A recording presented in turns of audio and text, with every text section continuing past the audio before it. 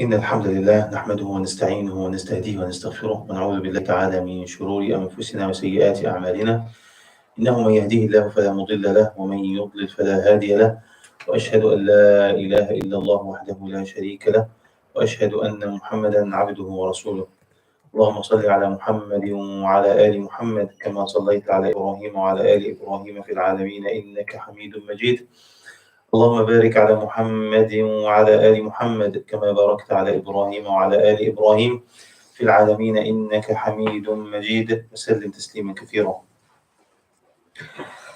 Inshallah subhanahu wa ta'ala, we are going to continue the book of fasting, and we ask Allah subhanahu wa ta'ala to grant all of us the chance and the opportunity and the blessing to witness Ramadan. And we ask Allah subhanahu wa ta'ala, as the Prophet sallallahu alayhi wa sallam taught us, saying, Allahumma ballighna Ramadan, Allahumma ballighna Ramadan. And the Sahaba, Ridwanullahi alayhim, they used to ask Allah subhanahu wa ta'ala to accept from them Ramadan after Ramadan. And before Ramadan, months, like few months before Ramadan, we used to ask Allah subhanahu wa ta'ala to grant them the chance to live till the next Ramadan. Having said that, it is actually a great season. We need to get ready for that. One of the things that we need to do is to be aware of every single question, every single hukm, etiquette of this month, so that we can gain the greatest reward, right? And not to not to waste our time doing the least, missing the best, right? So one of the tricks of the devil is to let the righteous people, even to let them busy themselves with doing something lesser than what is supposed to be done, right? So even if it's something good, but to know the difference and to know what is better. Ibn Taymiyyah rahimahullah, he mentioned in this regard, he said, ليس العاقل من يعرف الخير من الشر. He said, the wise person is not that person who can distinguish between the good and evil, because most of people can do that, right? We can, or even all of them, we can distinguish between the good and evil. He said, ولكن العاقل هو من يعرف خير الخيرين وشر الشرين. However, the wise person, the sane person, is the one who knows how to distinguish between what is good and what is better. The good and the best, right? How to distinguish between these two levels. And the wise person, the sane person, is the one who knows how to distinguish between something bad and something worse, right? The worst, right? The bad and the worst. So when you know that, you will be able to live your life according to the best possible way, to avoid the evil and to gain the best, right? Allah subhanahu wa ta'ala said in Quran, describing the believers, describing the believers. First of all, Allah said, commanding them, وَاتَّبِعُوا أَحْسَنَ مَا أُنزِلَ إِلَيْكُم مِّن رَّبِّكُمْ, and follow what? The best of what have been, of what has been sent down to you from your Lord. Follow the best, right? When you know there is something good and something better, don't actually try to choose the less, right? To pray Taraweeh, 4 rak'ah with Imam, and to leave or to continue till the end. What is the best? What is the best? To continue. Of course, praying for rak'ah with Imam and leaving is something good, right? At least you prayed. But to pray till he finished, now you will get the reward as if you did what? As if you prayed the whole night, the entire night, right? Um, let's like talk about the chapter of tonight, the second to last, the second to last. So this chapter, and then the last chapter will be inshallah next week, inshallah next Saturday, and we will be finishing inshallah the whole book of Psalm. And for those who didn't hear the previous lectures, hurry up and hear them because we're gonna ask whoever heard them to send his name, and to be given inshallah the certificate after that. The chapter of tonight is about باب في بيان أحكام القضاء للصيام. Chapter making up for missed days of Ramadan. How to make up? What is the rulings of a person who missed some days in Ramadan? He said here, من أفطر في رمضان بسبب مباح. The first is, he said, one may break one's fasting during the month of Ramadan due to illegal excuse, a valid excuse, right? He is sick, like what said, and maybe like sickness or whatever, or even traveling, right? Or traveling. He said, and may do so for an illegal excuse. The first category is to do that for a legal excuse. The second is to do that for illegal excuse, right? Such as having sexual intercourse, we've mentioned before, during fasting or the like. In both cases, it is obligatory for one to make up for the missed days of fasting. For Allah subhanahu wa ta'ala said, Allah subhanahu wa ta'ala, He made it mandatory and He said, فَعِدَّةٌ مِّنْ أَيَّامٍ أُخَرٍ. Then an equal number of days are to be made up. This verse, this part of the ayah that spoke first about those who have excuse, right? Who have an excuse to break their fasting in Ramadan. Then he said, ويستحب له المبادرة بالقضاء لإبراء ذمته. It's desirable, it's something preferable to do it. For the person who messed up some days in Ramadan, it's preferable for him to hasten to make up for the missed fasting days. Don't delay. It's better to immediately after Ramadan you go and start fasting, right? He said, so as not to be accountable for it. It's also desirable to make up for the missed days of fasting consecutively, just as the actual days are fasted consecutively. Is it must to do it consecutively? Because no, it's not must. It's not must. Like somebody, he was traveling for 5 days, right? And he didn't fast within these days of travel. Now, if he wants to make them up, he doesn't have to fast 5 days consecutively, right? He can only he can fast no every week 1 day, right? Person who break fast purposely. No, this is a different issue now. I'm gonna come to that. This is a different issue now. This is a kafara. Kafara. Kafara, we're gonna come to the kafara. Now we speak about qada. You have two things, qada and kafara. Right? Qada, something for a valid excuse. Right? Okay.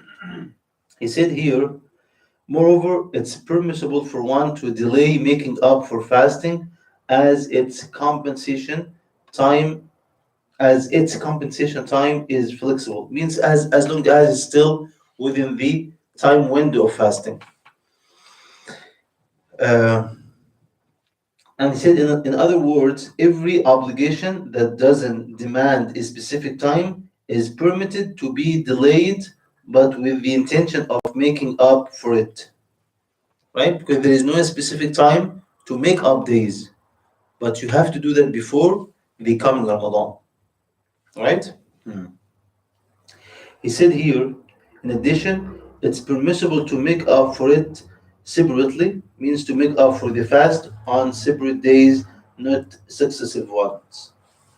On the other hand, if it's the month of Sha'ban um, of the following year, and there are unperformed fasting days of the previous Ramadan, provided the remaining days of Sha'ban are only enough for making up for those unperformed fasting days of Ramadan.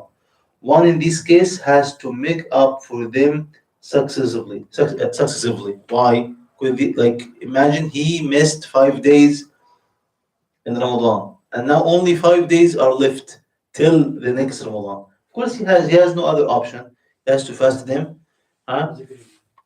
Consecutively together without any break in between. And then he said here, one is to make up for fasting consecutively due to the limited time one has. However, it's impermissible to delay making up for fasting until after the following Ramadan without a legal excuse.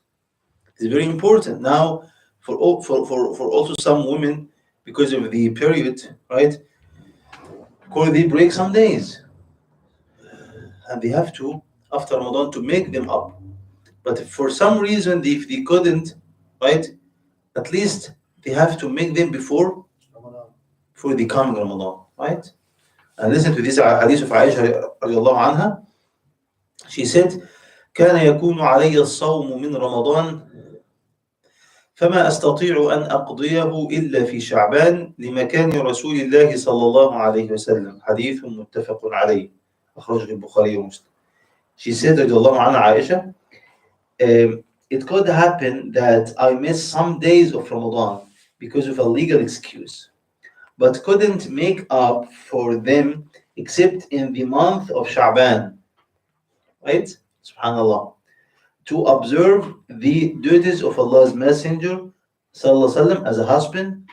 That what she said.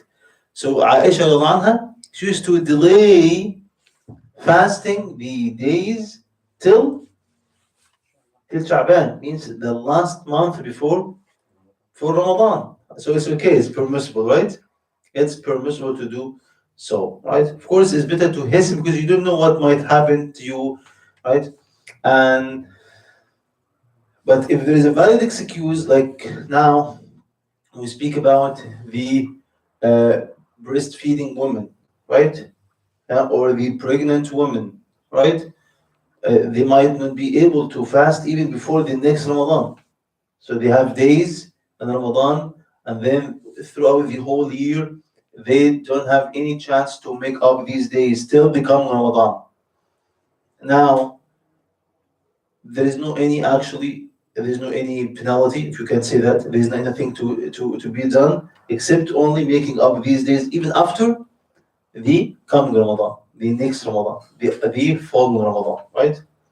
Hmm? If there's any, if there is a valid excuse, as we mentioned, right? Breastfeeding or pregnancy or the like, right? Um, he said, فإن أخر القضاء حتى أتى عليه رمضان الجديد. What if he delayed making up for the missed days till the next Ramadan comes? He said here it has two conditions, two cases. Either he did so because of a valid excuse, as we mentioned, for the pregnant and the breastfeeding woman, or or without a valid excuse, right? He said here, uh, these actually, after he mentioned Hadith Aisha, he said this signifies or indicates that the time of making up for the unperformed fasting days of Ramadan is extensive until the remaining days of Sha'ban are only enough to make up for them. Therefore, it's obligatory for one to make up for them before the following Ramadan begins, right? We mentioned this point. Is that if one delays making up for the missed fasting days of Ramadan until the following Ramadan begins, One is to observe fasting of the present Ramadan. Now you cannot say, okay, in Ramadan I'm going to make up for the previous one. No, have to have to fast Ramadan. This Ramadan, you're not fasting for the Previous one. previous one. Okay, and then he said, and to make up for the missed days afterward. He said, as for a person who has delayed making up for such unperformed fasting due to a legal excuse that prevented him from doing so, he doesn't have to do anything except making up for it. Meaning there is no expiation for it. Because he had a bad excuse, right? He had a bad excuse. So after Ramadan, he just only make up the missed days of the previous Ramadan. Correct? Okay. He said, um, yet, if a person has delayed making up for fasting for no legal excuse, he is to make up for the missed days in addition to the feeding of a poor person for each day he had missed, with a quantity of half a sa' of food in expiation for such day, Each day.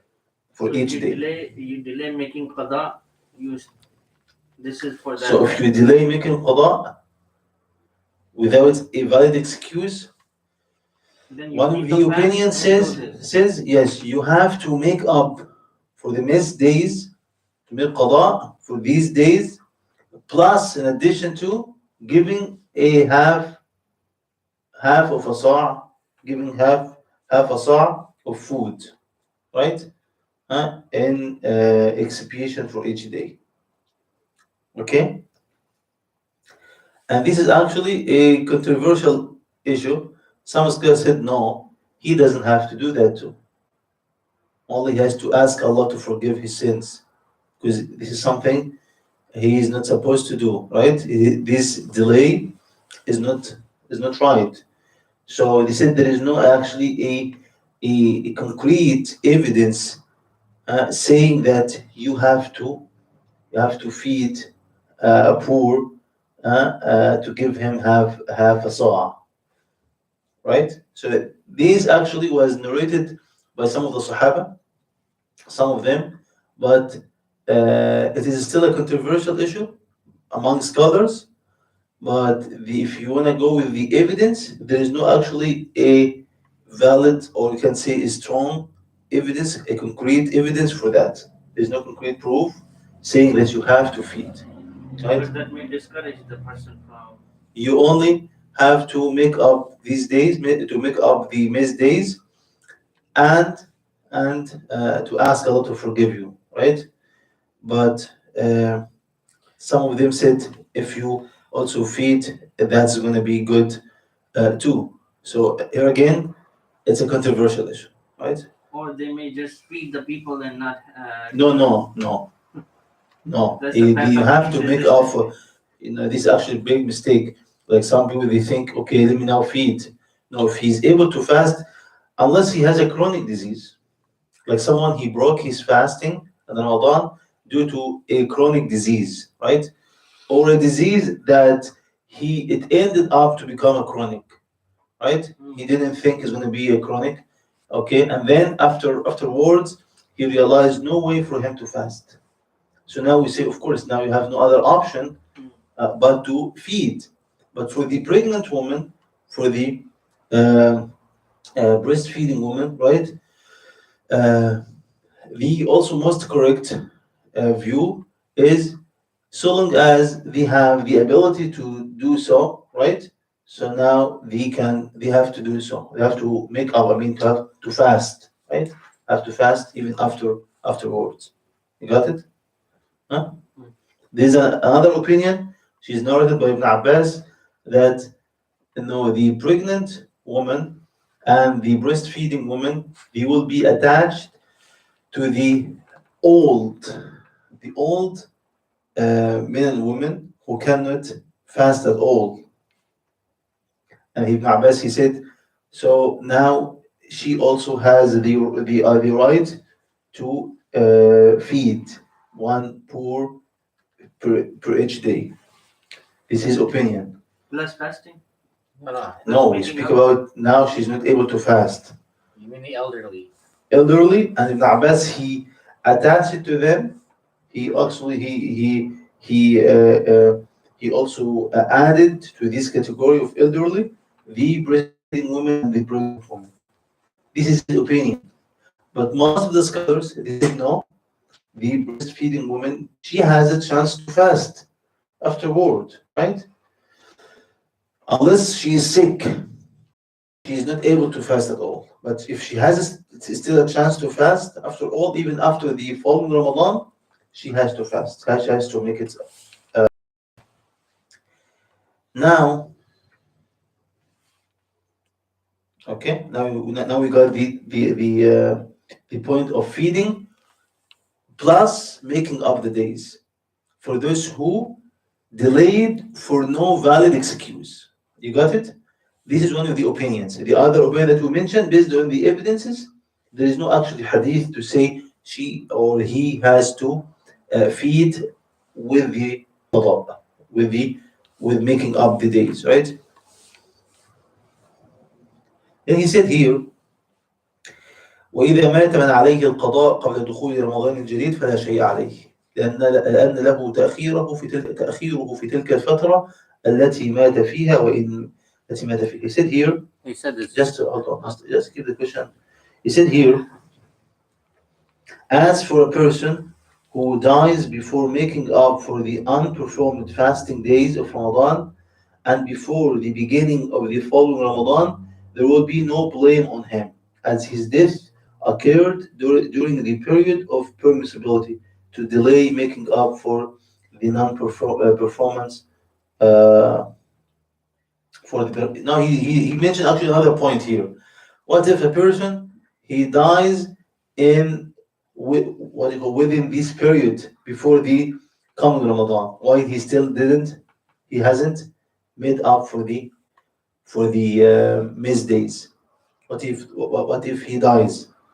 He said there is no actually blame on him because he had the intention to make up these days, right? So his intention is okay, is actually valid, right? And I mean his intention was to make up for these days. Okay, you got it. So there's no blame on him. But there is an incident where Sahabi comes and Nabi Sallallahu Alaihi Wasallam asked him, "My father died and he had some due Oh, fasting." we're gonna come to this point now. So now he said he differentiated between a person who died during the time of permissibility, during the time of availability to make the days, right? He had the chance, right? Like a person dies now before Asr, he didn't pray Dhuhr, but he died before Asr. There's no blame on him because he had the intention to pray Dhuhr before Asr, and he died, right? Okay. Or let's speak about, as we mentioned before, the menstruated woman. She didn't pray Dhuhr and she was planning to pray Asr, to pray Dhuhr before Asr, and then she got the period. Now, of course, she's not going to pray Dhuhr now, right? But she's not actually, there's no blame on her because she didn't delay after the due time, right? After the due time. She didn't delay after the due time. She still had the intention and she had the time, right? And also, this person, he had the intention and he had the time, but he died, right? He didn't know that he's going to die, right? So he died. So now there's no blame on him. He said, but if he died, um, and then if he doesn't have any excuse now, the second case now, right? Uh, he who had like yeah, and then he said yes, like the person who has a legal excuse such as being ill or on a journey, so that he couldn't make up for the missed fasting days of Ramadan, and he dies after the beginning of the following Ramadan. There will be nothing on him. But if the person delays making up for the missed fasting days for no legal excuse, then dies, there must be expiation for those days to be fulfilled from his inheritance, namely feeding on his behalf. a poor person for each fasting day he had missed. Now he said, this is the second case, right? Second case, brother Zubair. What is the second case now he mentioned? Did you say it? The second case now he mentioned. Did you say it? Huh? Did you say it? Can you say it? Did you say it? Yeah, of course I mentioned. Can you say it? I said it already. As I wasn't doing that, I was. Just can't come, please. Yeah. Yeah, move your. Yeah, I know this sometimes. And whether it's also it's better to Sit closer, right? even sunnah to move from All right. your place if. Okay. So now I said the second case, a person he dies, right? Or he died actually after he died after Ramadan, after the full Ramadan, right? Without making up for the missed days, Yeah, so they died. without any valid excuse to delay. So So he had missed days from the previous year yeah. and he didn't make up for them till the coming Ramadan came Right. and then he died. He died. Now, of course, as you said, it became now due on him, right? Because now he died without performing what he had to perform, right? Now there are two things to be done. قال صلى الله عليه وسلم in this hadith that he said من مات وعليه صيام صام عنه وليه. No. Whoever died, right, and there are some days of fasting are due on him, let his wali, who's wali, Son. his His family, his family, family, family. right, fast on his behalf, right? Yeah, right. But is it must for on them to fast or not? No, it's not must. Yeah, it's not must. We can fast, right, on his behalf, or we have to do what if they don't fast? Have to feed a poor person per each day. Per each day he didn't make up, right? Yes. So now there are two options now. Two options. If a person died without making up the missed days, but after what? After the coming Ramadan It's finished. arrived, right? And without a valid excuse. You have to mention all of these conditions. So he didn't make up for the previous Ramadan without a valid excuse till the next Ramadan reached him and then he died. He died. Right? No. Then, of course, now he is responsible for these days. What is the solution here? His inheritors. His wali should. Well, it includes the heirs, right? His inheritors, right? They would have to do what? Heirs. Make it up. The heirs. The heirs that you would have to do what? Make it up. You have to make it up. No, they would have to do one of two things. One or the other. One of the two things. Either to fast on his behalf. Or feed them. We can distribute 5 days, 10 days. Each one can take one day. Right. Every one of them can take one day, right? On behalf of their father or of the deceased person. If they don't do that, they have to do what? Feed people. Have to feed from his What if they don't from know? his money that he left, right? I just have one question about that. What if they don't know exactly how many days he, they know, say he missed days, but he never specifically said how many days. They try to do their best. Okay. They try, to figure out how many days, right? And to do their best to know, right? To be in safe side. So there are 5 or 6, make them 6 or 7, whatever, right? Yeah, feeding one more poor person is going to be a big deal, right? It's going to be a big deal for him, right? Mhm.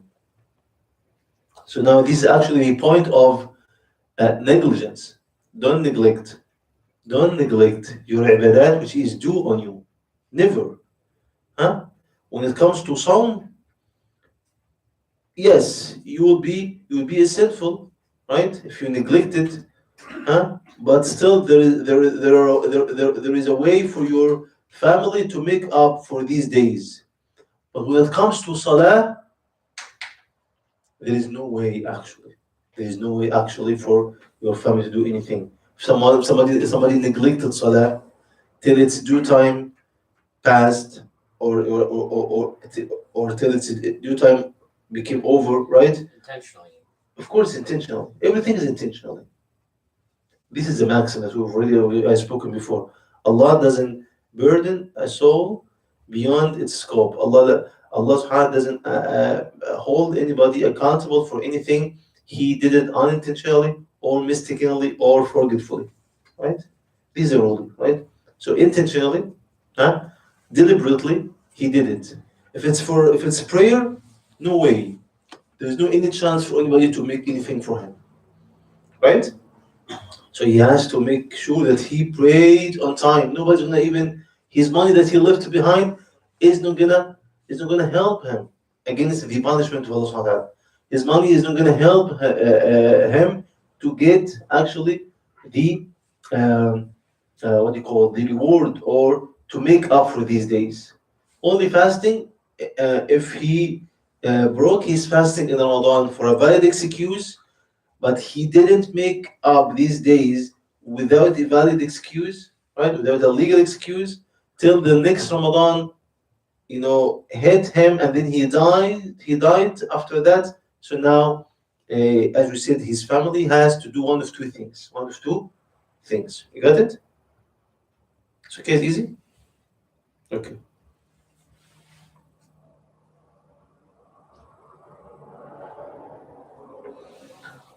Uh,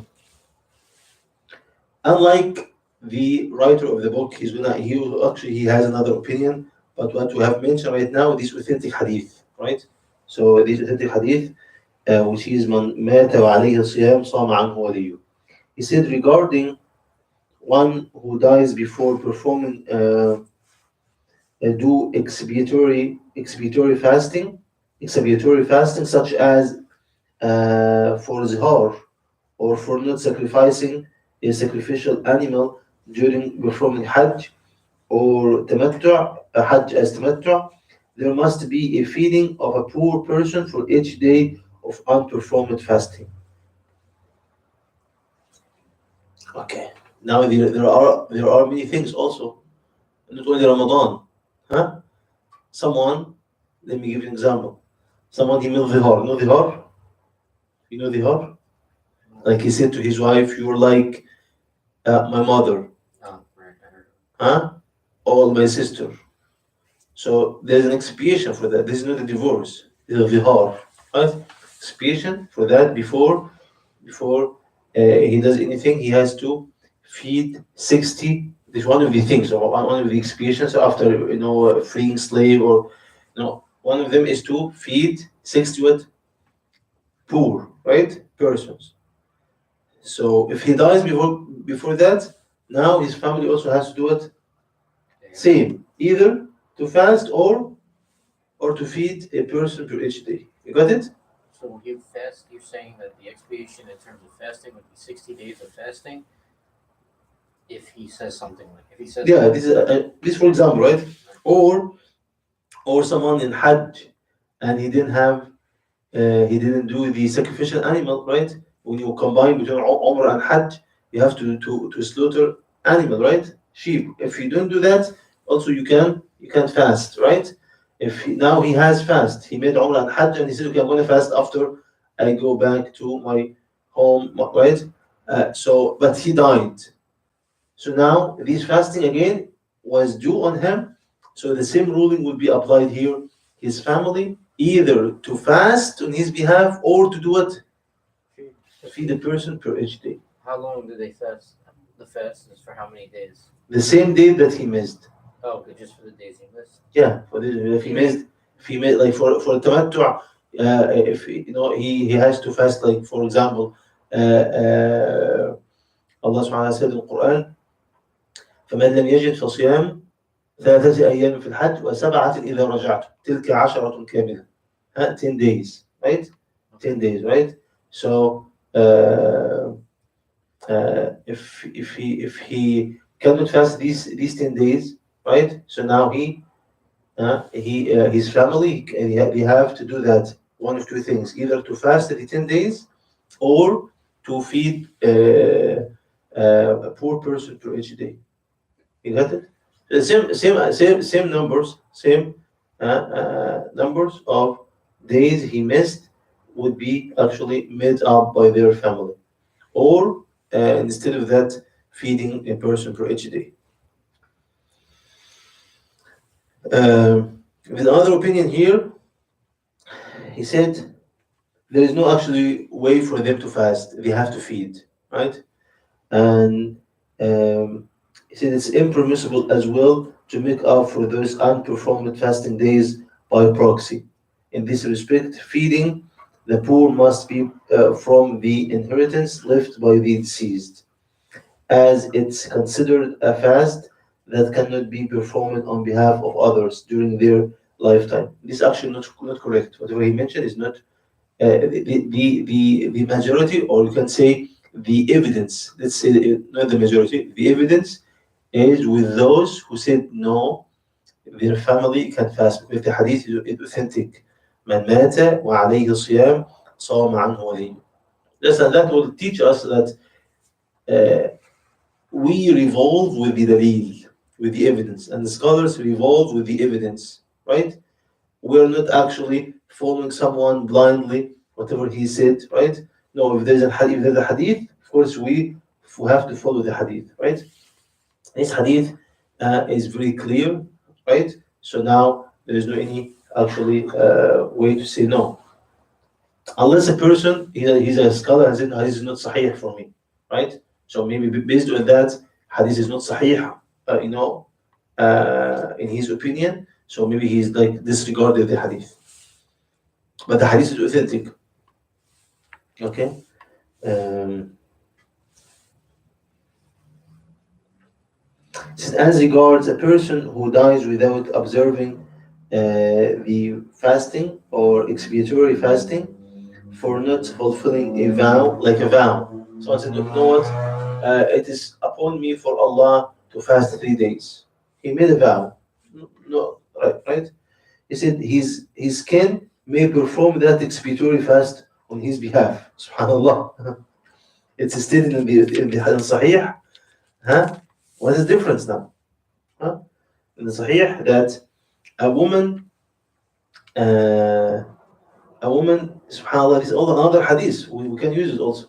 A woman, امرأة جاءت إلى النبي صلى الله عليه وسلم حديث صحيحين فقال إن أمي ماتت وعليها صيام نذر أفأصوم عنها؟ قال نعم. A woman, he went to the Prophet صلى الله عليه وسلم and said, my mother has died and there is a fast for not fulfilling a vow due from her. Should I fast on her behalf? He said yes. Hadith. Yeah. But he differentiated between vows and other things. What the difference? He said only if a person died and he had a vow and he didn't fulfill the vow, right? Now he can, his family or his wali, his guardian, his wali, right, or his heirs, they can do it. They can fast. They can fast on his behalf. So he actually differentiated. But what is the evidence? Vow is like anything else. The other hadith is general. This hadith, she specified the reason, right, of having fasting on her mother. The other hadith is general. Man mata wa alayhi siyam. Didn't specify which siyam. For what? So siyam. There is siyam incumbent on him. Right? He didn't fulfill fasting, like days of fasting. Right? So the other hadith is so general. This hadith, the woman, she asked, right? And she asked a question and she mentioned in the question a vow. The Prophet didn't say yes because it's a vow. He said yes, right? Either way, his answer was yes to both situations. Yes. So yes. So he said after he said no, if he messed up days in Ramadan and he didn't make them up, if he missed them and he didn't make them up, no way for his family to fast, only feeding. Then he came back to say, but if he missed days because of a vow, now it's okay for his family to. We say well, the Prophet didn't differentiate. He didn't say yeah, yes, because it's a vow. Other hadith said it's general, right? So anyway, we have two options here.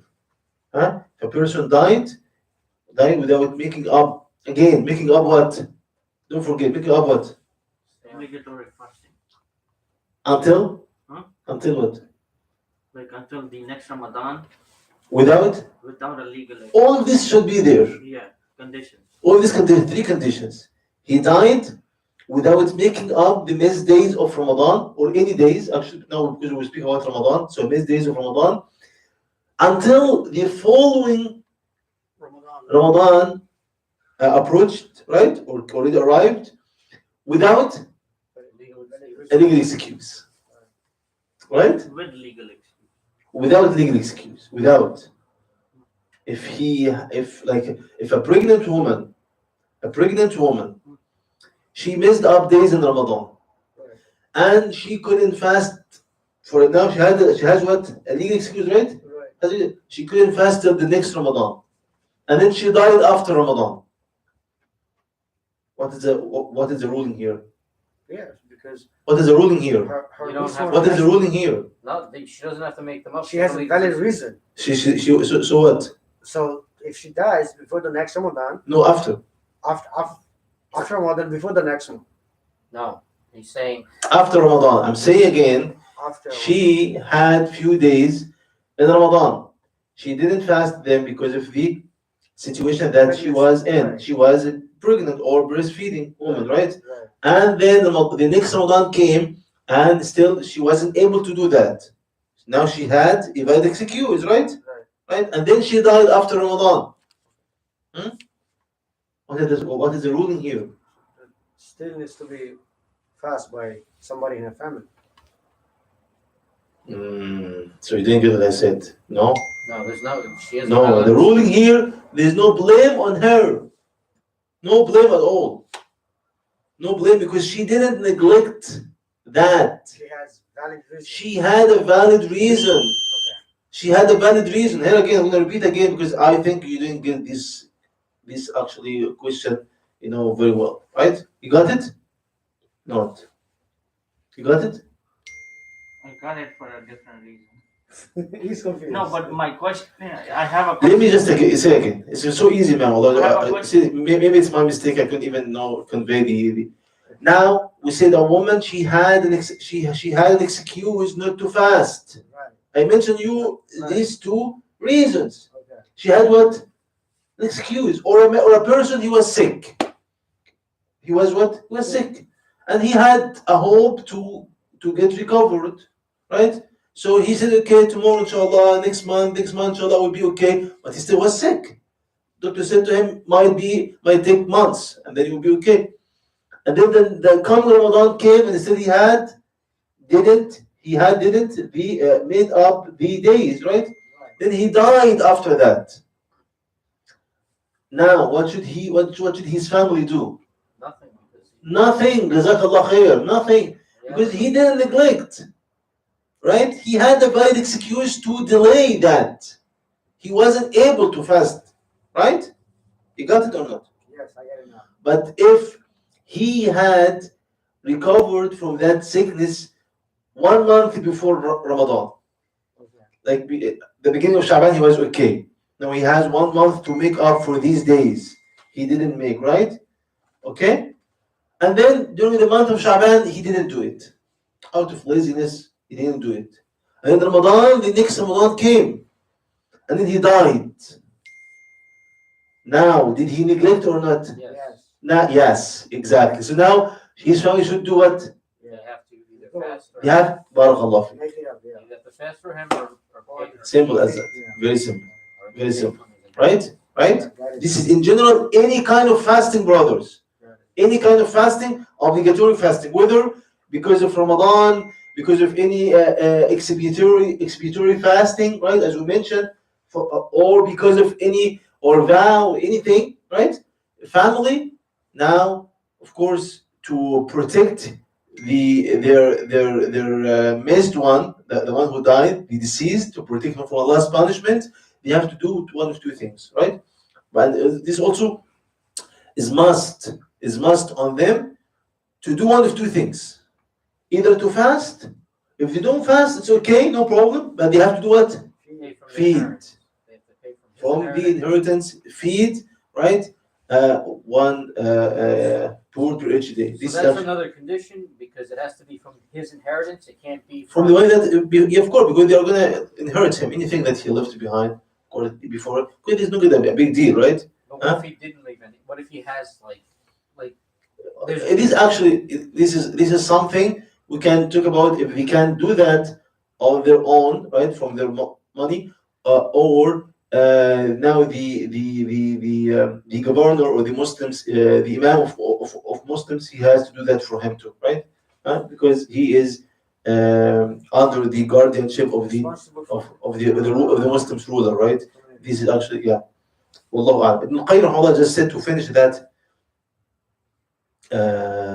And this is actually what Ibn Qayyim actually, what did the Sheikh here depended on, why did he differentiate, right? He actually has chosen this opinion because Ibn Qayyim said that. He said what? قال ابن القيم رحمه الله يصام عنه النذر دون الفرض الأصلي وهذا مذهب أحمد وغيره والمنصور عن ابن عباس وعائشة وهو مقتضى الدليل والقياس لأن النذر ليس واجبا بأصل الشرع وإنما أوجبه العبد على نفسه فصار بمنزلة الدين ولهذا شبهه النبي صلى الله عليه وسلم بالدين وأما الصوم الذي فرضه الله عليه ابتداء فهو أحد أركان الإسلام فلا تدخله النيابة بحال كما لا تدخل الصلاة والشهادتين فإن المقصود منهما طاعة العبد بنفسه وقيامه بحق العبودية التي خلق الله وأمر بها وهذا الذي خلق لها وأمر بها وهذا لا يؤديها عنه غيره ويصلي عنه غيره. It's actually his opinion again. He tried to defend it and to prove his opinion right? Ibn Qayyim rahimahullah, he said here, fasting for not fulfilling a vow is to be performed on behalf of the dead, but not for the original obligation of fasting. Here again, analogy can be used versus the evidence, right? If there is an evidence from Sunnah, so analogy now has no room. Now, because the Sheikh, he didn't mention this hadith that we have mentioned. Man sama, man mata wa alayhi siyam, sama an waliyu. This is so general. Sheikh didn't mention that. Maybe he had his own reason not to mention this hadith, right? He didn't mention that. Maybe he didn't know the hadith. Allah, I think he knows the hadith, but he didn't believe it is authentic, right? This actually would be a controversial hadith among the scholars, right? So based on those who said it is authentic hadith, they would build their opinion based on that. And those who said no, it's an authentic hadith, because some hadiths are controversial, right? Anyway, so now, because he didn't consider the hadith sahih, he said what? He said it is actually not permissible to do that for the fasting, which is not regarding vow. Which is regarding what? Fulfilling a vow, right? He only said vow. And he made actually a differentiation between the person who missed that because of Ramadan, fasting of Ramadan, right? Or any other fasting which is not Ramadan, right?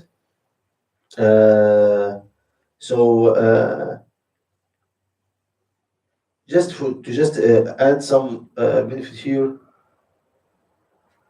He's bringing the opinion of Ibn Abbas and Aisha radiallahu anha. Yes. He's saying that they also concur with it. Okay? Okay. Now,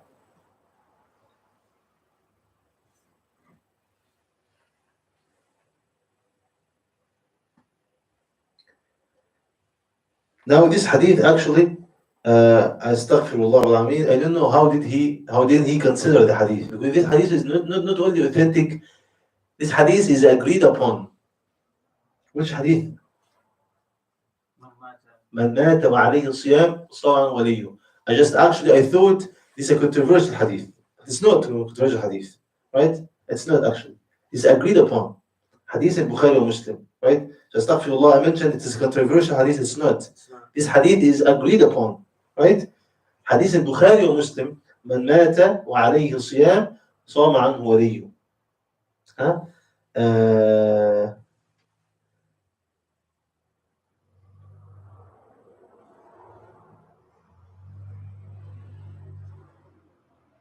Okay. So this actually what the other scholars depended on that if a person died and he has kind of fasting he didn't make, so his family can do that on his behalf. He said one of his relatives can do that, right? Uh, and not only that, not only that, there's another hadith actually. How did he mention too? Subhanallah, nobody is perfect, brother. Other hadith, he said, Sheikh Ibn Baz, rahimahullah, he said this hadith, a woman, she went to the Prophet ﷺ and said, Ya Rasulullah, my mother died and she hadn't made up days from Ramadan. Specifically mentioned Ramadan, right? And then from Ramadan, she said, should I make up these days on her behalf? On her behalf? He said to her, what if your mother died and she owes somebody else money? Would you have to give him his money? She said, yes. He said, so you have to fulfill the debt of Allah. Because Allah is more deserving of fulfilling his debt. This is actually very clear hadith. Yeah, that's what Who mentioned that? Al-Allama al-Imam Ibn Baz, rahimahullah, subhanahu wa ta'ala, and he mentioned actually this hadith to prove that it's okay even for Ramadan to make up for these days. Subhanallah. Look, brother, this is actually a very big lesson that nobody is perfect, right? This hadith that Sheikh Nabaz, he said, hadith is hadith sahih, and he said hadith sahih. Sheikh Nabaz said hadith sahih, subhanallah, and it specifically mentioned what? Mentioned Ramadan. So there can be no dispute now. Supposedly, right? Yeah, because he mentioned Ramadan actually. Hadith mentioned Ramadan. This is authentic in Sahih This Muslim. hadith authentic that he mentioned Ramadan. So here again, this is the end of this point. Shaykh al-Islam rahimahullah, he said, يطعم عنه عن كل يوم مسكين. Shaykh al-Islam said what? Said also here, what's supposed to be done, right? He said for the fasting of breaking a vow, do from a person who has died. Right? He said here, a poor person is to be fed for each day in expiation. And also Shaykh Islam Ibn Taymiyyah, he also inclined to this opinion, right? And he differentiated between the vows and the other siyam, which is missed because of the original sharia. What is the point of differentiation actually? It said vow, you made it upon yourself. But Allah didn't even ask you to fast these days. You got it? Yeah. But Ramadan, it is actually from Allah. It's one of the pillars of Islam, right? So they said this is a difference between these two things, right? But as I said now, they used what? They used qiyas. They used what? The analogy, right? The qiyas, right? The analogy to prove their opinion. But the other scholars, they had their own evidences actually, and they used their own the hadith which says man mata wa alayhi siyam صام عنه وليه, and the other hadith of Sheikh Niyaz, he also said it's sahih, which that a woman, she went and specified her mother, she didn't fast because what days from Ramadan, and she died, and the Prophet ﷺ, he commanded her to to fulfill the fasting of her mother. So this actually, And this will, she can either, so in that case, she can either fast or feed. and in this, of course, in this case, she can fast or feed also, right? Because this is like two options. It's one of the options, one of the two options. Sheikh here, he only inclined to the opinion of Sheikh Islam Ibn Taymiyyah, Ibn Qayyim, and this is like a controversial big issue, right? It's two groups. So when we say it's two groups of scholars, it's actually a big issue, right? So some of them said no, Ramadan is different. Some of them said no, Ramadan is like any other days, right, of fasting. So and they didn't differentiate. Still back and forth between the scholars, but we have the hadith, Bukhari and Muslim. Actually, hadith in Bukhari and Muslim. Allah, because I got astonished because the Sheikh, mashallah, was defending this opinion. So I said it may be because the hadith is controversial. But I doubted that. So I checked. I said, no, hadith is not controversial. Hadith is agreed upon. Like this is the highest level of authenticity in Bukhari or Muslim. So we ask Allah subhanahu wa ta'ala to accept, inshallah. We have one more time now, one more chapter speaking about those who the elderly and other stuff, other questions, inshallah. Is there any question here, you said? No, it's a comment. One of the brothers was What saying. did, The comment said that that's very cool to say. What? when you were talking about for pregnant women, that it's also the opinion of Ibn Umar. That's it? That's what he said? That's what he said. Yeah, Ibn Umar, Ibn Abbas also, Allahu A'lam, and he said that, I don't know if Ibn Umar said that, I think Ibn Abbas too, he said that a pregnant and a breastfeeding woman, they have to, they can actually only feed, right? Yeah, and they will be dealt as elderly, right? Or those who have a chronic disease. That's it. Any question? No. Okay. Clear? Yeah.